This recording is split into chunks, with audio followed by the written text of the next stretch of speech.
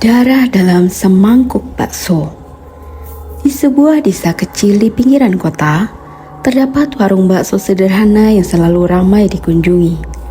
Para pelanggan tidak hanya dari desa itu saja, tetapi juga dari kota-kota sekitar. Warung bakso milik Pak Tarjo ini terkenal lezat, berkuah kental dan daging baksonya besar serta empuk, membuat siapa saja yang mencobanya ketagihan. Namun, beberapa orang yang lebih peka dengan dunia gaib merasakan aura aneh di warung tersebut. Aroma amis terkadang menyeruak di antara harum kaldu daging. Suasana di warung itu seolah-olah mencekam, terutama di malam hari. Walaupun terasa aneh, pelanggan tetap berdatangan, bahkan sampai rela mengantri lama demi mencicipi bakso Pak Tarjo. Pak Tarjo adalah pria parubaya dengan wajah yang tegas dan pandangan yang kadang membuat orang lain bergidik. Ia tidak banyak bicara dan selalu tampak sibuk di dapur, mengurus urusan memasak tanpa bantuan siapapun. Istrinya, Bu Surti, kadang membantu melayani pelanggan namun tidak lama. Anak mereka satu-satunya, Aris, bocah laki-laki berusia 8 tahun, sering terlihat bermain di depan warung sambil memperhatikan ayahnya bekerja. Awalnya, tidak ada yang curiga dengan kesuksesan warung bakso Pak Tarjo. Orang-orang desa menganggap keberhasilannya adalah hasil dari kerja kerasnya. Namun, semakin lama kabar buruk mulai terdengar. Terdapat desas-desus bahwa Pak Tarjo mendapatkan warung baksonya itu melalui cara yang tidak wajar. Bahkan ada yang berani mengatakan bahwa ia melakukan pesugihan. Beberapa saksi menyebutkan bahwa Pak Tarjo sering terlihat pergi ke arah hutan kecil di luar desa pada tengah malam, membawa sesajen dalam bakul bambu. Dari sekian banyak pelanggan, ada beberapa yang pernah mengalami mimpi buruk setelah makan di warung itu. Mereka bermimpi berada di tempat gelap, dikelilingi oleh sosok-sosok tak kasat mata yang menatap mereka dengan mata kosong dan lidah menjulur panjang. Beberapa di antara mereka merasa tubuhnya menjadi berat, seperti ada yang menghisap energi hidup mereka. Namun, semua itu hanyalah sekedar rumor. Suatu malam, Pak Tarjo duduk sendiri di dapurnya, memandangi sepanci besar kuah bakso yang mendidih. Di dalam pikirannya, ia teringat pada perjanjian yang ia buat dengan seorang dukun dari desa seberang beberapa tahun yang lalu. Saat itu, ia hanyalah penjual bakso biasa yang kesulitan keuangan. Ia mendatangi dukun tersebut dengan niat untuk meminta jalan pintas agar usahanya berhasil. Dukun itu memberikan Pak Tarjo sebuah syarat mengerikan. Darah manusia harus bercampur dalam setiap panci kuah bakso yang ia buat. Awalnya, Pak Tarjo ragu. Namun, ketika melihat warungnya kian ramai setelah mengikuti syarat tersebut, ia tidak pernah menoleh ke belakang. Setiap bulan, ia melakukan ritual di tengah malam, mengorbankan binatang, bahkan hewan piaraan orang lain yang ia curi diam-diam. Pak Tarjo tahu bahwa suatu saat akan ada tumbal lain yang harus ia korbankan. Namun, ia selalu mencoba menutup mata dan telinga, bahkan bisikan yang mengatakan bahwa tumbal selanjutnya akan berasal dari keluarganya sendiri. Aris mulai sering mengalami mimpi buruk. Dalam mimpinya, ia melihat sosok makhluk besar berbulu hitam pekat dengan mata merah menyala yang selalu menatapnya.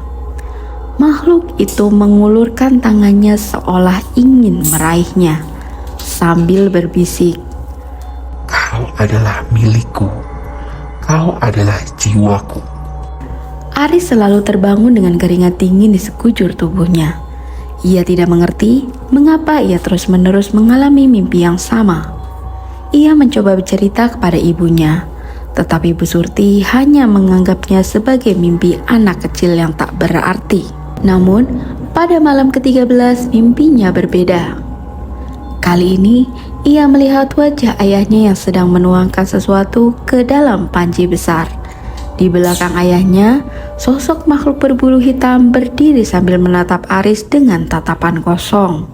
Saat Aris bangun, ia menemukan dirinya di depan pintu dapur seolah-olah tertarik oleh sesuatu.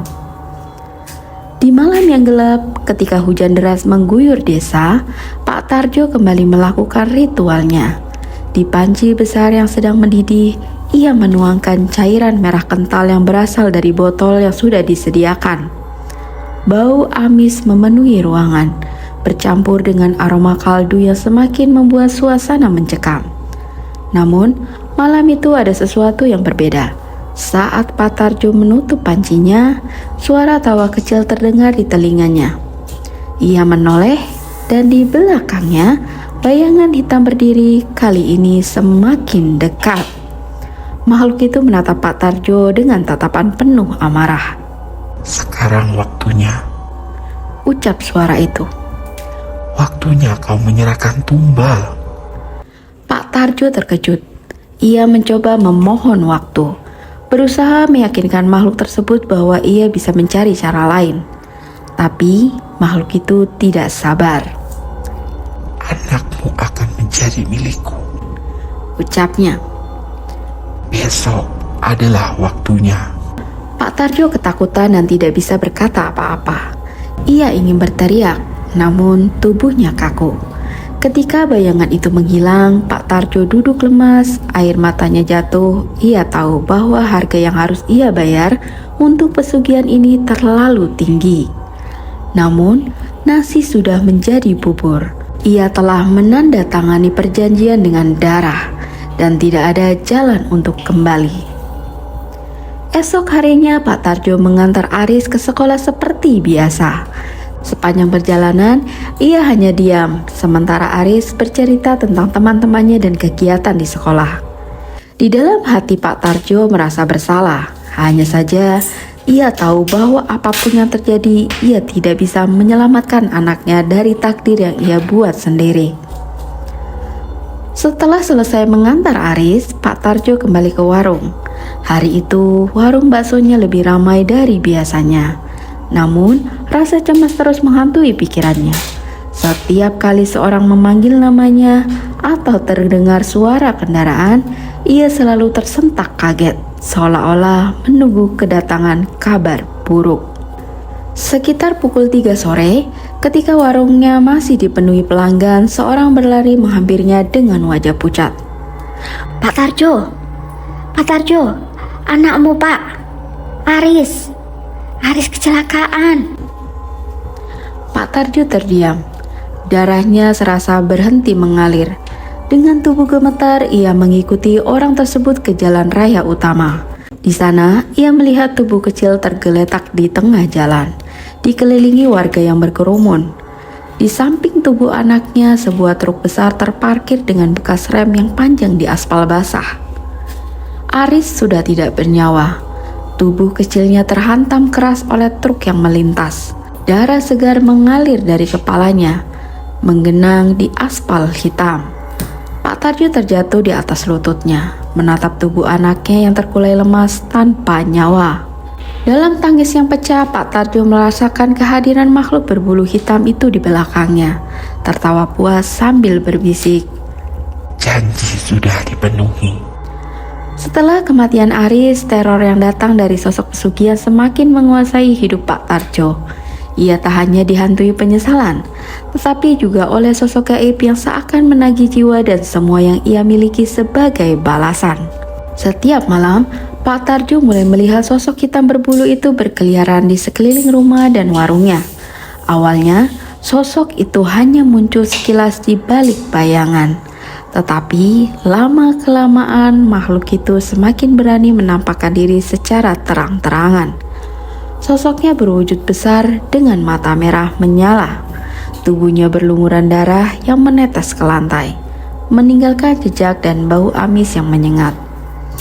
Di malam-malam tertentu, Pak Tarjo terbangun oleh suara langkah kaki yang berat di dalam rumahnya, diiringi suara berdecak pelan dari lidah makhluk itu.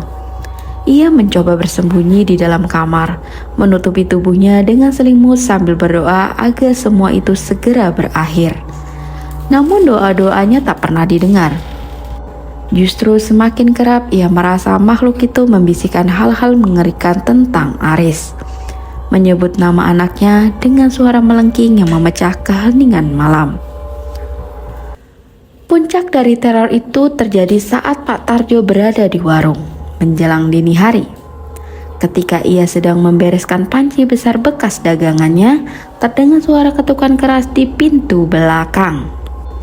Jantungnya berdegup kencang dan ketika ia membuka pintu, ia disambut oleh sosok hitam besar itu, berdiri hanya beberapa langkah darinya. Makhluk itu menatapnya dengan tatapan penuh dendam dan menggeram. Janji telah dipenuhi, tapi kau masih berhutang. Pak Tarjo jatuh terduduk, tubuhnya lemas tak berdaya. Ia hanya bisa merangkak mundur saat makhluk itu mendekat.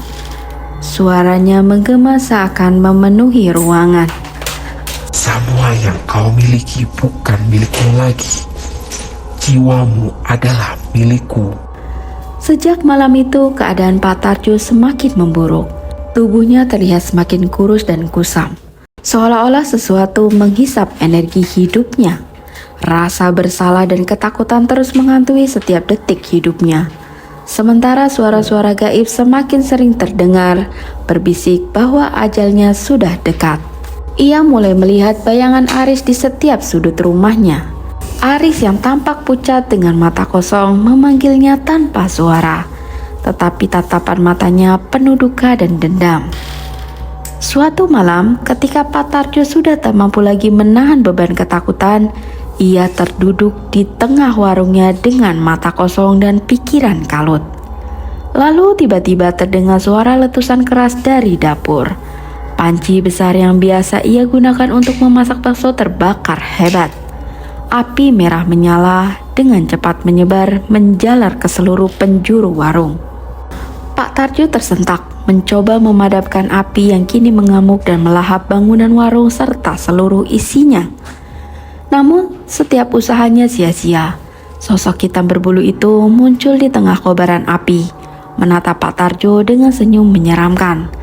Pak Tarjo bisa merasakan panasnya semakin menyengat, tapi tubuhnya terasa lumpuh, seolah-olah terjebak di tengah api yang kian membesar. Ini adalah akhir dari segalanya, Tarjo. Jiwa dan semua milikmu adalah milikku. Bisik makhluk itu dengan tawa dingin dan menggema di sekelilingnya. Api melahap seluruh bangunan hingga tak tersisa. Keesokan harinya, warga desa hanya menemukan puing-puing hitam yang hangus. Sementara tubuh Pak Tarjo tak pernah ditemukan. Banyak yang berasumsi bahwa tubuh Pak Tarjo ikut terbakar bersama warung tempat di mana ia mencari nafkah. Warung itu hancur menjadi abu. Dan orang-orang desa percaya bahwa kejadian tersebut adalah hukuman untuk Pak Tarjo atas pesugihan yang ia lakukan. Selama bertahun-tahun setelahnya, lahan bekas warung bakso Pak Tarjo tetap kosong. Warga yang lewat di dekatnya mengaku mendengar suara langkah kaki berat dan tawa makhluk yang menyeramkan. Seolah-olah sosok gaib itu masih berada di sana, menjaga hutang yang harus dibayar oleh siapapun yang berani menggali rahasia kelam di tempat itu. Oke, demikian untuk video kali ini. Pelajaran dari video ini adalah pesugihan itu tak pernah benar-benar memberikan kebahagiaan, atau hanya memberikan kebahagiaan untuk sesaat. Hanya penderitaan yang ia dapatkan sebagai balasan. Penyesalan Pak Tarjo terukir dalam hatinya, dan kini semua berakhir dengan membawa dosa yang mungkin tak diampuni.